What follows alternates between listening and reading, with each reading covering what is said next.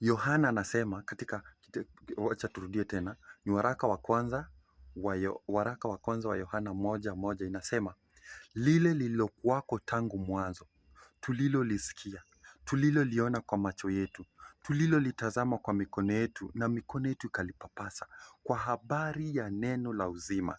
2. Na uzima huo ulidhihirika, nasi tumeuona, tena twashuhudia na kuwahubiri ninyi ule uzima wa milele uliokuwa kwa Baba, ukadhihirika kwetu. 3. Hilo tuliloliona na kulisikia twawahubiri na ninyi, ili nanyi pia mpate kushirikiana nasi, na ushirika wetu ni pamoja na Baba na pamoja na mwana wake Yesu Kristo. Hebu sikia jinsi Yohana alivyoongea. Anajaribu kutupatia ujumbe jinsi ulivyokuwa kwa Kristo, jinsi alivyotangamana naye, na jinsi Kristo akawa ndio ujumbe wake kila mahali alipofanya. Yaani anasema kila kitu ambacho Kristo alifanya ni ujumbe kulingana na Yohana. Kwa maana gani? Anasema lile lililokuwako tangu mwanzo. Tulia hapa. Yohana anaanza kusema lile lililokuwako tangu mwanzo, yaani Kristo alikuwepo tangu mwanzo. Ujumbe wa Kristo ni tangu Kristo alikuwa yaani leo tunaanza kuhubiri Kristo yule jana, leo na hata milele, aliyekuwapo tangu mwanzo. Hebu tujaribu kuchukua neno la Yohana hapa, sawa, ili tuweze kusawazisha na baadhi ya maono ya wengine. Je, Kristo huyu ambaye tunamhubiri leo ni yule aliyekuwepo zamani ama amechange? Sawa, Yohana 1:1. Twende katika kitabu cha Yohana 1:1 uone.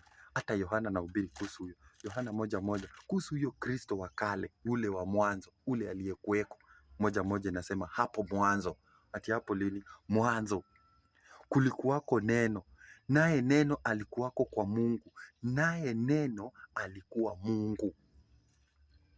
Sawa? Na huyo mwanzo alikuwako kwa nani? Kwa Mungu. Sasa tunaambiwa kumbe Kristo ambaye ndio ujumbe wetu, ndio neno letu, alikuwepo tangu mwanzo. Alikuwa kwa Baba, alikuwa Baba. Huyo alikuwako kwa Mungu.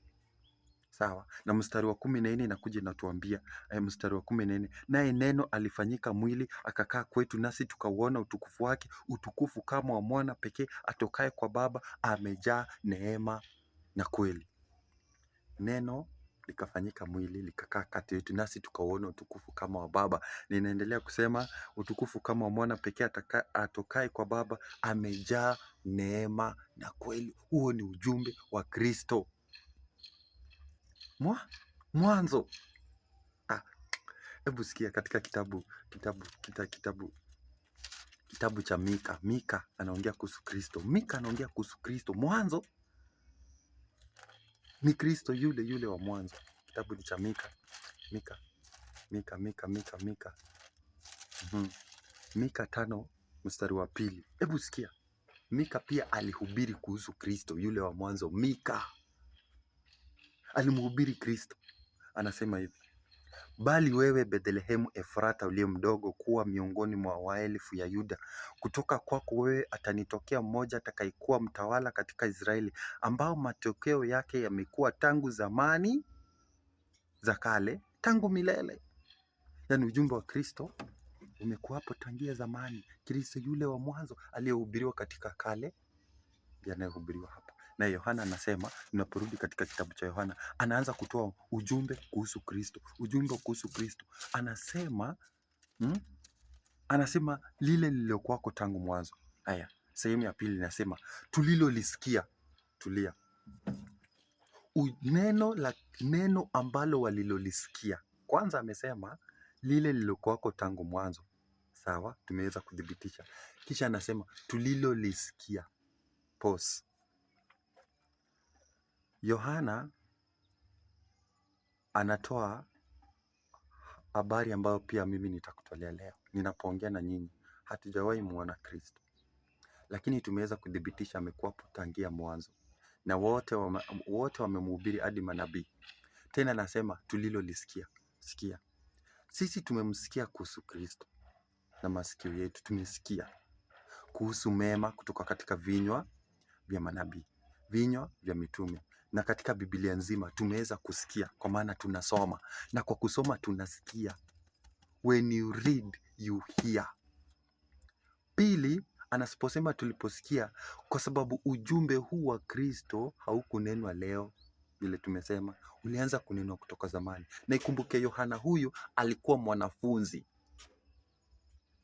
na walikuwa wakifunzwa na walimu katika masinagogi na hekalu, na alikuwa akisikia wakifunza. Lakini unataka ujue ya kwamba alisikia. Wacha tuulize, alisikia wapi? Tuende katika kitabu cha Kutoka 24 mstari wa 17. Alisikia wapi ikitajwa kwanza? Nataka usikie Hesabu, samahani, ni Hesabu 24 mstari wa 17. Hadi Wanaisraeli walisikia Kristo akihubiriwa katika kinywa cha Musa. Walisikia. Hesabu 24:17. Hesabu 24:17. Nataka usikie, walisikia Kristo akihubiriwa.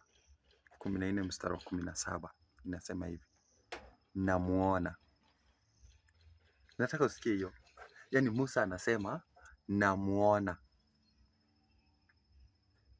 lakini si sasa.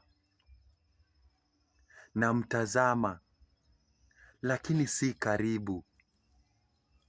Nyota itatokea katika Yakobo na fimbo ya enzi itainuka katika Israeli. Hebu sikia maono hayo ya unabii yanayotokana na kinywa cha Musa. Anasema namuona, lakini si sasa. Namtazama, lakini si karibu. Nyota itatokea katika Yakobo na fimbo ya enzi itainuka katika Israeli. Hebu sikia vile walisikia ikihubiriwa, wakasikia, wakahubiriwa. Yaani kabla Kristo ajaja walimuona. Na unajua wanasema imani ni nini? Wakipa wanajua imani ni nini? Imani, wacha nikwambie uone imani ni nini. Kukusikia. Imani inatokana kwa kusikia. Waliona na wakaamini.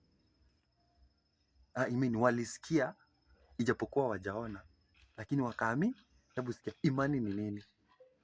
Sikia, toka katika kitabu cha Ibrania 11. Uone imani ni nini. Sawa, alafu tuone imani inatokana na nini. Sawa. Ibrania 11 mstari wa kwanza. Ibrania 11 mstari wa kwanza inasema, basi imani ni kuwa na hakika ya mambo yatarajiwayo, ni bayana ya mambo yasiyoonekana. Musa anasema namuona, lakini si sasa. Namtazama, lakini si karibu. Sasa hiyo ni kumaanisha aje? Ni kumaanisha ako na uhakika ya mambo atarajiayo. Bayana ya mambo yasiyoonekana. Imani ni kutarajia mambo, sawa, yanayokuja ambayo haujayaona. Sijui kama unanielewa. Yaani kutarajia mambo ambayo yanayokuja. Yatarajia ni hakika ya mambo yatarajiwayo. Ni kukuwa na uhakika ya kitu unachotarajia. Niko na uhakika ya kitu unachotarajia. Alafu unasema bayani ni mambo yasiyoonekana. Haujaiona bado, lakini uko na uhakika kitafanyika. Hiyo ni imani. That's what is faith. Yaani Musa aliposimama hivi akasema namuona, lakini si sasa. Namtazama, lakini si karibu. Anasema fimbo ya Yakobo itatokea katika. Hakuwa muona Kristo, lakini kwa imani amemuona, kwa imani anamtazama, kwa imani akampokea. Unadhani imani inakujaje? Hebu tuende katika kitabu cha Warumi 10 usikie. Imani inaletwa na nini? Kitabu cha Warumi 10 mstari wake Warumi 10. Nataka usikie imani chanzo chake ni nini? Imani chanzo chake ni nini? Nenda katika kitabu cha Warumi 10, tutaanzia mstari wake mstari wake ni wangapi? Imani haya, tutaanzia mstari wa 12. mstari wa 14. Tutaanzia Warumi 10 mstari wa 14. Nataka uone hatua za kumfikia Kristo kwa kusikia tu. Hii ni kwa kusikia. Nataka uone tumeweza kudhibitisha imani ni kuwa na uhakika ya mambo utarajiwayo, bayana ya mambo yasiyoonekana. Tukajua imani. Sasa imani inakuja kivipi? Inasema hivi, Warumi 10 mstari wake wa 14. Basi 13, acha tuanzie 13. Kwa kuwa kila atakayeliitia jina la Bwana ataokoka. Tunaanzia hapo 10:13. Kwa kuwa atakayeliitia jina la Bwana ataokoka. 14. Basi wamwiteje yeye wasiomwamini? Tulia. So huwezi muita Bwana usiyemwamini, ndio swali anauliza. Kwanza ameanza kusema atakayeliitia jina la Bwana ataokoka. Alafu swali linakuja, basi wamwiteje yeye wasiyemwamini? How? Kisha niendelea kusema tena, wamwaminije yeye wasiyemsikia? Wasiyefanya nini? Wasiyemsikia. Kisha anasema tena, wamsikieje yeye pasipo mhubiri? Jinsi ninavyofanya sasa. Kisha anasema tena, wamhubirije wasipopelekwa? Kisha inasema kama ilivyoandikwa, ni mizuri kama nini miguu ya hao wahubirio habari ya mema. Kisha anasema mstari wa 16, lakini si wote walioitii ile habari njema, kwa maana Isaya asema, Bwana ni nani aliyeziamini habari zetu? Basi imani, mstari wa 17, na hii nataka uunderline. Warumi 10:17, nataka uunderline. Basi imani chanzo chake ni kusikia, na kusikia huja kwa neno la Kristo. Imani chanzo chake ni kusikia, na kusikia huja kwa neno la Kristo. Kwa hivyo Yohana anaposema tulisikia, alisikia kwa sababu lilikuja kwa neno lake na akaamini hivyo. Haya, Yohana anazidi kutuambia. Tunajaribu kuchambua kuhusu Yohana hapo. Anajaribu kutuambia katika sehemu inayofuata. Anasema tuliporudi katika waraka wa kwanza wa Yohana, anasema tuliloliona kwa macho yetu. Hapa Yohana anashuhudia, kwa maana wakati Yesu alipokuwepo ulimwenguni, yeye alimuona na aliishi kati yake na akapata uzoefu ule. Kisha anasema tulilolitazama kwa mikono yetu ikalipapa, tulilolitazama alipomuona hivi, si ndio? Kisha anasema na mikono yetu ikalipapasa, wakatangamana pamoja na Kristo. Kisha anasema kwa habari ya neno la uzima. Kwa habari ya neno la uzima, yaani kwa kupitia habari ya neno la uzima ambalo walipokea kutoka kwa Kristo, ambaye waliishi kati yao na kupata uzoefu ule. Wanasema anaanza kuongea kuhusu Kristo. Kristo akawa ndio ujumbe wake. Kwanza anasema tulilisikia, lililokuwako, tulilolisikia, tuliloliona kwa macho yetu, tulilolitazama na tulilolipapasa kwa mikono yetu. Huyo ni Yohana. Ujumbe wa Yohana ulikuwa ni Kristo. Kisha anaendelea kusema, na uzima huo ulidhihirika, nasi tumeiona, hata twashuhudia na kuwahubiri ninyi, ili uzima wa milele uliokuwa kwa Baba ukadhihirika kwetu. Anasema sasa neno hilo wanalihubiri wao. Baada ya Kristo hudhihirika, ambayo tumeweza kuonyesha katika kitabu cha Yohana 1:14, anasema na neno hilo likadhihirika, matendo ya Kristo yakajaa ulimwenguni, na watu wote wakaanza kuona katika mambo yote ambayo Kristo alifanya. Anasema neno hilo sisi tunalihubiri. Wanahubiri matendo makuu ya Kristo, wanahubiri njia kuu za Kristo, wanahubiri mwenendo wake, wanahubiri tabia yake, wanahubiri utukufu wake kwa watu. Hile ndio ulikuwa ujumbe ambao mitume na manabii wa zamani walibeba. Tunaposoma katika Ayubu 19:25, Ayubu mwenyewe anaongea kuhusu Kristo. Hebu tuende katika kitabu cha Ayubu, sikia. Ayubu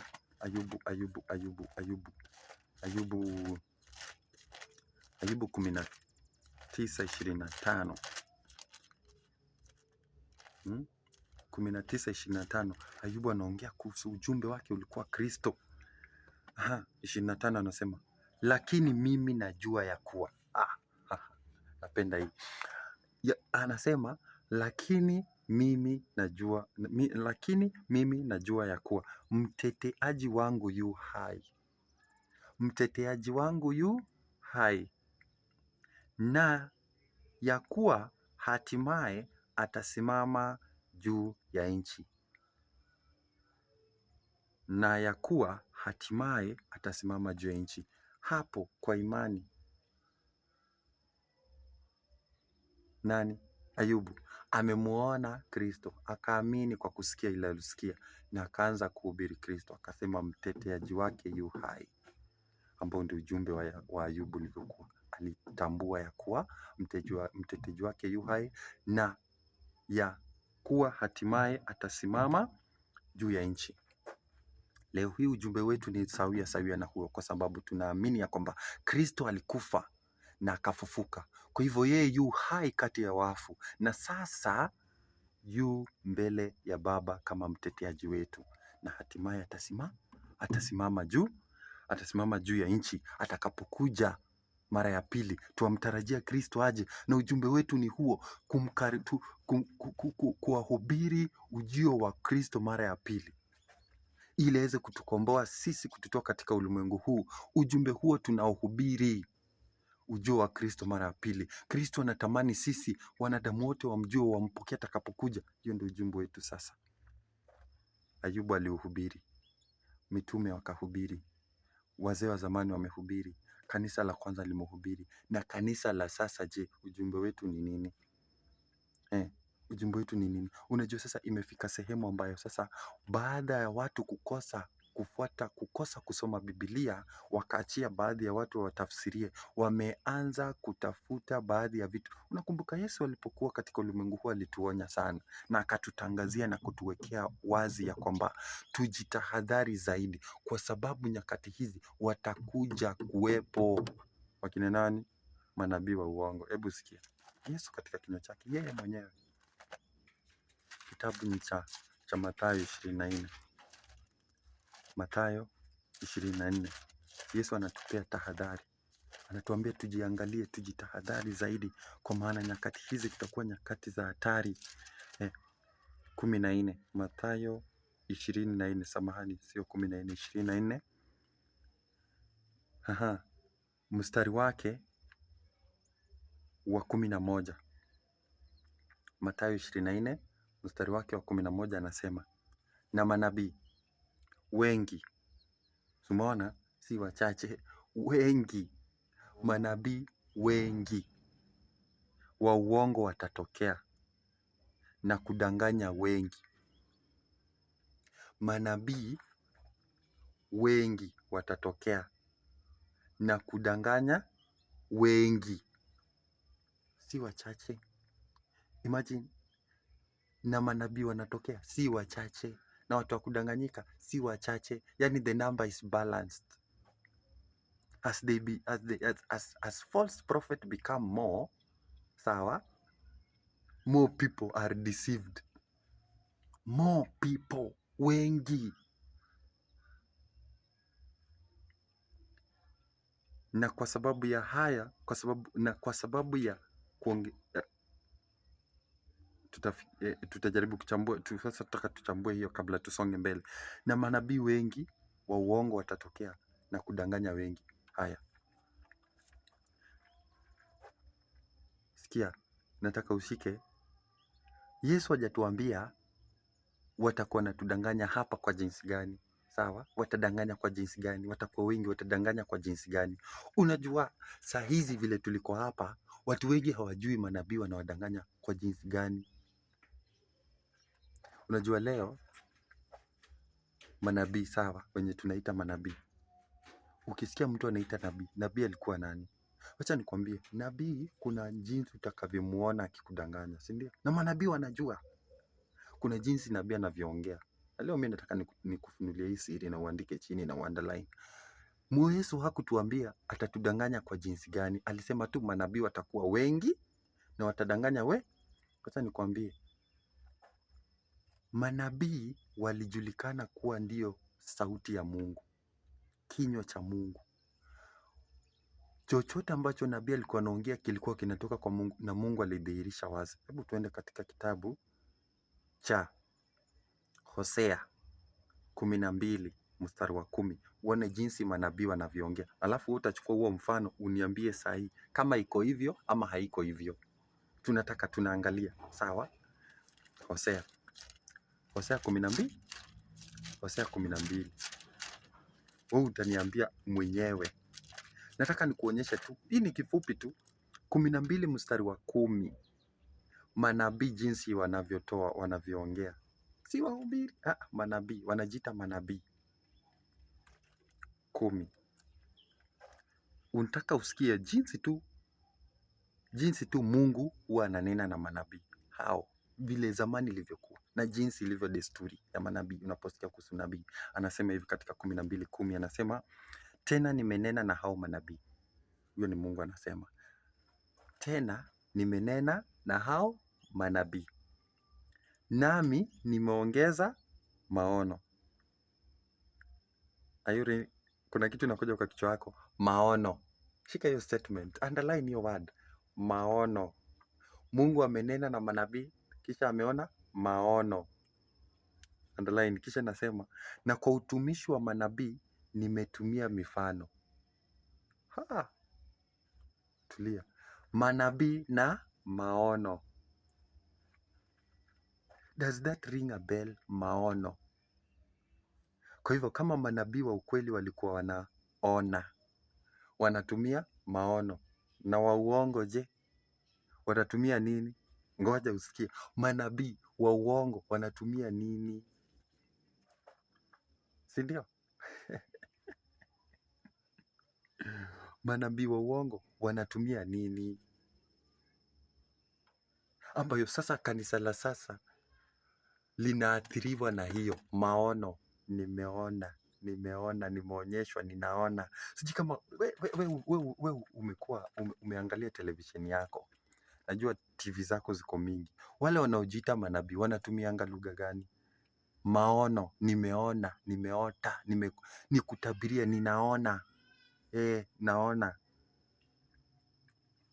Naona. Maono, wacha uone, Mungu aliwaona. Na Mungu akatutahadhari. Pale Yesu ametuambia watatokea manabii wengi watadanganya na tukaambiwa jinsi manabii walivyokuwa wananena, wanatumia kitu kinaitwa maono. Sasa hayo maono ambayo wanatumia, wacha nikuambie, Mungu aliwaona. Na hivi ndivyo jinsi wanavyotudanganya. Na huwezi jua, lakini Bible imeshasema, na Bible imetutahadhari zaidi. Mungu mwenyewe akatuambia jinsi ya kutambua manabii wa uongo. Nataka uone hapa katika kitabu cha Yeremia 28. Acha tuanzie kitabu cha Ezekieli 22. Nataka uone jinsi ya kutambua manabii wa uongo, jinsi wanavyotudanganya saa hii. Ezekieli 22 mstari wake ni wa 28. Ama tuanzia 13. Ezekieli 22. Nataka usikie tu kwa utaratibu, tusiende kwa haraka. 22 mstari wake ni wa 28. Ezekieli 22, 28. Acha tuanzie Ezekieli 13. Ezekieli 13:7. Acha kwanza Ezekieli 13:7. Ezekieli 13 mstari wake wa 7, alafu ndio tuweze kuunganisha. Ezekieli 13:7, nataka usikie. Hiyo ni swali Mungu anauliza. Andika chini, Ezekieli 13:7, andika chini. Inasema, je, hamkuona maono ya bure? Hamkuona maono ya bure? Kisha nasema, hamkunena mabashiri ya uongo? Nanyi mwasema Bwana asema, ila mimi sikusema. Wanaona maono ya uongo na wanabashiri uongo wakisema Bwana amesema na Bwana hajasema. We kanisa yako isemangi vitu kama hizo. kanisa yako isemangi vitu. We hebu fungua televisheni yako uone hao manabii vile wanasema nimeonyeshwa maono na Bwana. Wanaanza kubashiri. Ninaonyeshwa kuna mtu hapo nje. Hapo nje anagonjeka ugonjwa fulani. Naona umeendewa kwa mganga. Naona. Hiyo ni Ezekieli 13 mstari wa 7. Andika chini, acha nirudie tena. Anasema, je, hamkuona maono ya bure? Hamkunena mabashiri ya uongo? Nanyi mwasema Bwana asema ila mimi sikusema neno.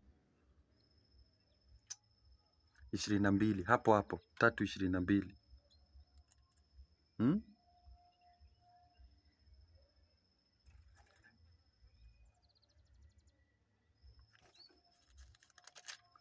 Ezekieli 22, Ezekieli 22:28 sasa. 22:28. Mungu anaongea kuhusu hao manabii. 22:28 anasema, hata tuanzie 22, Ezekieli 22 mstari wake 28 anasema hivi: na manabii wake wamewapakia chokaa isiyokorogwa vyema, wakiona ubatili na kuwatabiria maneno ya uongo, wakisema Bwana Mungu asema hivi, iwapo Bwana hakusema neno. Hajasema kitu. Haya, tunaenda katika kitabu cha Yeremia 28 mstari wa 15. Ingia tena hapo Yeremia 28 mstari wake wa 15. Nataka usikie Mungu anaponena kuhusu manabii wa uongo. 28 mstari wa 15. Nataka usikize vizuri na uandike chini. Kisha nabii Yeremia akamwambia nabii Hanania, sikia sasa. Hanania, Bwana hakukutuma, lakini unawatumainisha watu kwa maneno ya uongo. Unawatumainisha watu kwa maneno ya uongo. Nakwambia wewe hujapatana na watu wametumainishwa kwa maneno ya uongo. Hautaamini vile wameamini watu. Mpaka mtu sasa ametoka kutoona sura ya Yesu, sura ya Mungu kama anaye uwezo wa kutatua shida yake. Anaona huyo nabii. Mpaka atakwambia, utasikia anasema, ule mhubiri wa kanisa yetu, ule mhubiri wa kanisa yetu ana nguvu. Hiyo kanisa yenu haina nguvu. Huyo hivi anaona anakuambia. Mimi napenda hiyo church, anaona anakuambia. Na leo watu hao wamejaa kwa hiyo kanisa. Waonyeshwe tu, waonyeshwe. Utaona katika, hebu angalia zile vitu ambazo wanasema zinaitwa nini? Ushuhuda. Utasikia huyo nabii wetu ni wa nguvu. Nabii, hata nabii mwenyewe anafanya advertisement. Kama yani siku hizi advertisement ya makanisa ya wahubiri au manabii imekuwa ni kama biashara. Yani kuna competition. Unasikia njoo katika mlima, njoo katika kanisa ya ukombozi, wanatoa advertisement. Wanajaribu kukuonyesha jinsi kanisa yao ni bora kuliko nyingine. Wanajaribu kuorodhesha ubora wa makanisa kulingana na zile mambo wanafanya. Halafu katika muonekano ni utabiri wa manabii na ubashiri ambao wanafanya. Hiyo wanavyoonyesha. Haya, mstari wake ni wa Yeremia, hiyo ni Yeremia 20 na ngapi? 28 mstari wake wa 22 anasema, Bwana hakukutuma, lakini unawatumainisha watu kwa maneno ya uongo. Kisha anakuja anasema katika Yeremia hiyo 23 sasa. 23 mstari wake wa 32. Yeremia 23:32. Nataka usikie tena vile Mungu anavyonena kuhusu. Hii ni jinsi ya kutambua manabii wa uongo. Anakuja anasema ambao Mungu aliongea kuwahusu. 23 mstari wake wa 22 anasema, tazama, mimi ni juu ya hao wanaotabiri ndoto za uongo. Pause. Wanatabiri ndoto za uongo.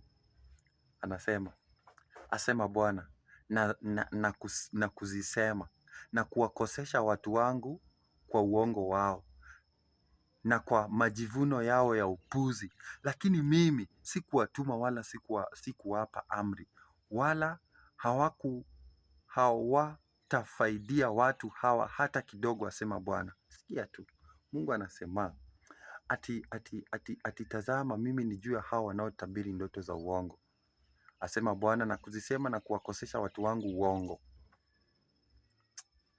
Mstari wake ni wa 16. hapo 22:16 tukirudi nyuma kidogo, anaanza kusema 16, natafuta 16 mahali ilivyo. Haya, 15 inasema, basi Bwana wa majeshi asema hivi katika habari ya manabii, tazama, nitawalisha pakanga, nitawanywesha maji ya uchungu, kwa kuwa kutoka kwa manabii hawa wa Yerusalemu kukufuru kumeingia katika nchi yote. Bwana wa majeshi asema hivi, msisikilize maneno ya manabii wakiwatabiria, huwafundisha ubatili, kunena maono ya mioyo yao wenyewe, hayakutoka katika kinywa cha Bwana. Anasema hayajatoka katika kinywa cha nani? Cha Bwana. Naendelea kusema, daima huwaambia wao wanaonidharau, Bwana asema, mtakuwa na amani. Nao humwambia kila mtu aendaye kwa ukaidi wa moyo wake, hautapatwa na ubaya wowote. Na jinsi watu wanavyoambiwa, nishaamua kila kitu itakuwa sawa, Bwana amesema. Hadi sasa wewe huoni Mungu, unaona huyo nabii hapo, enda na amani. Unajua, acha nikwambie, ni mara ngapi manabii wameweza kukosanisha familia? Leo ndugu amekosana kati ya ndugu, familia watu wametengana. Ni mara ngapi familia watu wameachana kwa sababu ya manabii? Huyo mume wako ndiye anakuroga, huyo mume wako, huyo mke wako amekuendea kwa mganga, huyo mke wako amefanya hivi, mtoto wako amefanya hivi. Familia zimevunjika kwa ajili ya manabii. Leo watu hii wamevuka boda moja hadi nyingine, wametoka katika nchi fulani hadi nchi nyingine wakitafuta manabii wawaambie ukweli. Leo watu wameacha familia yao, waende waishi kanisani, waende wakae kwa kanisa, waache wake wao, waache watoto, waache nini, waache familia, watu waache ndoa. Ndoa zimevunjika kwa sababu ya manabii. Wameona ndoto zimewaambia, wakasema Mungu amesema. Mungu akawaambia hivi, daima huambia wao wanaonidharau. Leo ukienda kwa nabii akutabirie, jua unadharau Mungu. Hivyo ndivyo Mungu anasema, umenidharau.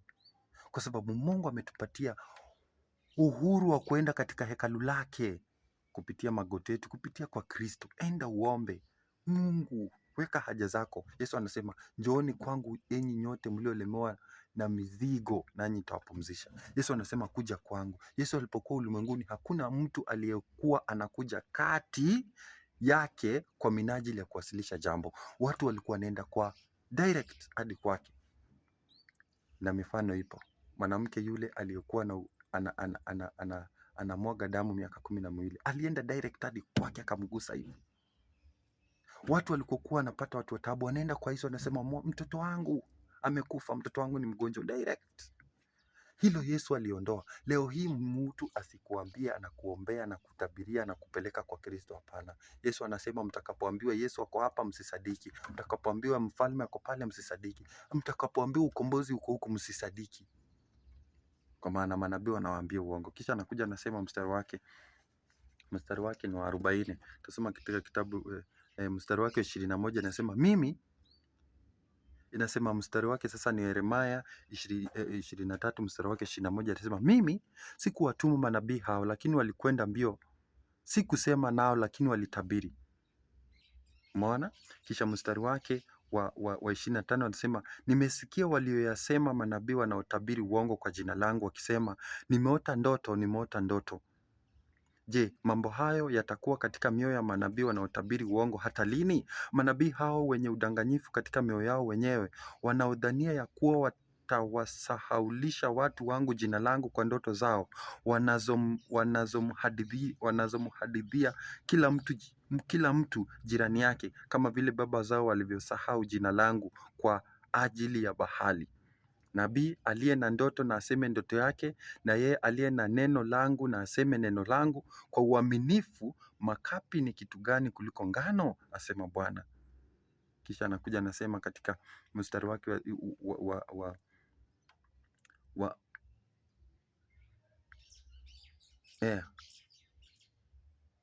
anakuja anasema katika mstari wake 34, 33, anasema hivi, na watu hawa au manabii au makuhani watakaokuuliza akisema, mzigo wa Bwana ni nini?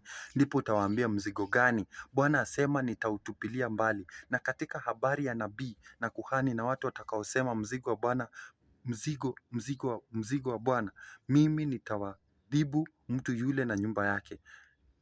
Kisha anasema, mtasema hivi, kila mtu na jirani yake, kwa kila mtu na ndugu yake, Bwana amejibu nini na Bwana amesemaje? Na mzigo wa Bwana hautautaja tena, maana neno la kila mtu ndilo litakalokuwa mzigo kwake. Maana ninyi mmewapotosha maneno yangu aliye hai, ya Bwana wa majeshi wetu. 47 sasa inasema, naye atamwambia nabii hivi, Bwana amekujibu nini? Na Bwana amesemaje?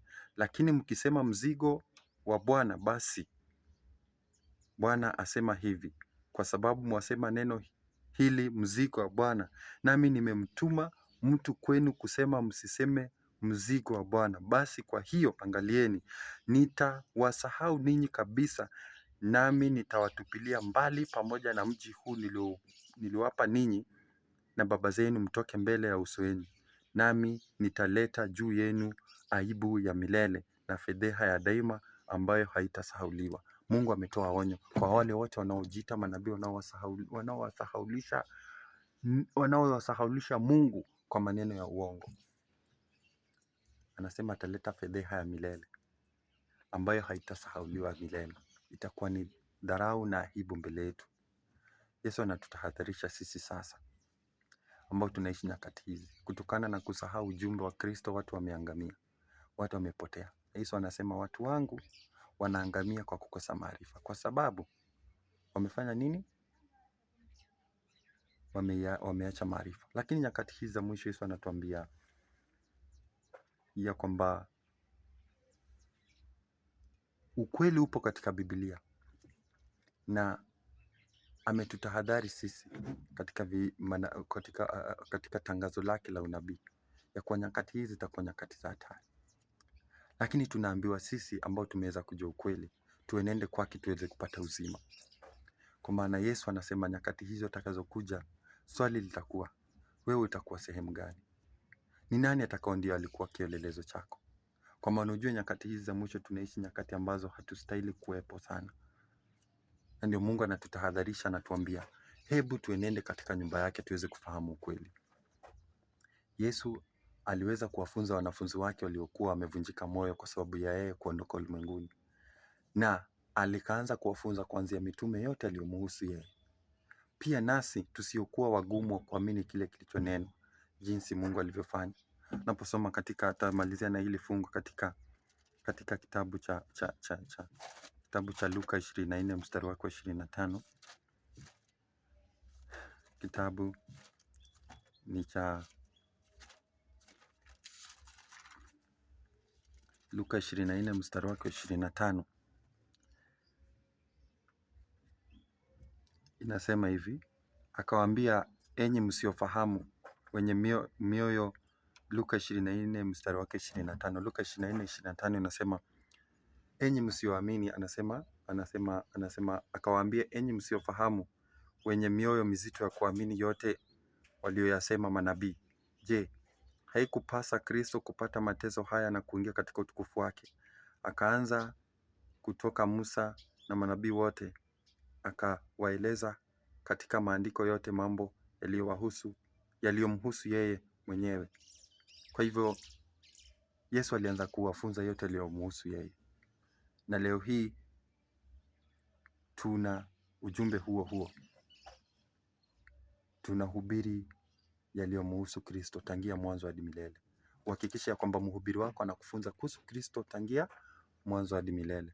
Natumai neno hili litakusaidia na uweze kusaidia wengine, na tuweze kukutana katika somo lijalo.